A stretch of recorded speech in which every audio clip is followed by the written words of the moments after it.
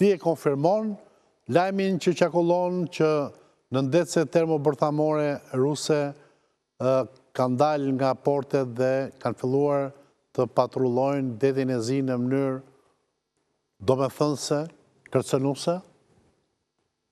Nuk ka pasur lajme domethënë shumë të koncentruara në të drejtim nga pala ruse. Domethënë edhe në ndecet bërthamore mund të dërgojnë raketa edhe nga poli veriut në Ukrainë, pra nuk është e thënë që pika e dislokimit të tyre është shumë e rëndësishme. Burim Reuters dhe BBC e ka mund se sigurisht që Rusia nuk ka pse e nxjerrë. Po. Do me thënë flota ushtarake ruse në detin e Zin nuk ka ndryshuar edhe për faktin që Turqia nuk lejon anije ushtarake të kalojnë në Bosfor. Pra ajo do me thënë flota ushtarake ruse që ishte, ajo ka njetur. Detin e Zin s'ka lidhje Turqia. Jo, nuk ka lidhje thot Zoti Ndoj Turqia në detin e Zi. Hapësirën e detit Zi nuk e pengon dot Turqia. Janë disa sa. Jo, po ka dy kushtisat. Ka Dardanele dhe Bosforën. Po, këtë lejen e Turqisë. Po, Dardanele, Marmara, detin Marmara, po. E pengon aty. Nuk kalon dot, thot. Nuk kalon dot. Për të futur me zë, në gjendje me zë. Nuk ka në gjendje në dece bërthamore, pse atë ti mendon që vetë diskutim burimet e BBC-s dhe të Reuters? Po, ka pasur do me thënë edhe në goditje në të kaluar nga deti Kaspik për shembull.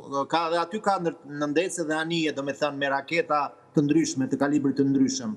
Pra nuk është e thënë që goditjet dhe për më tepër ata janë më të sigurt në detin Kaspik që nuk sulmohen, ndërsa në detin e Zi janë në rrezik do me thënë sulmimi, prandaj dhe nuk janë shumë të përqendruar atje. Po, është e vërtet që deti Kaspik ka kështu lidhje tunele?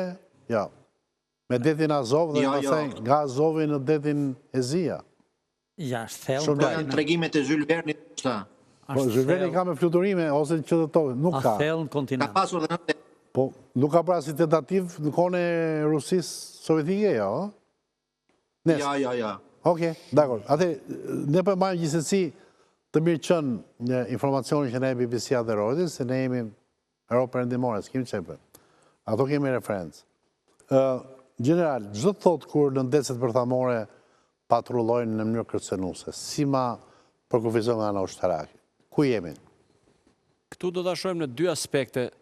Parë, në situatën aktuale që kemi është një kërcënim real.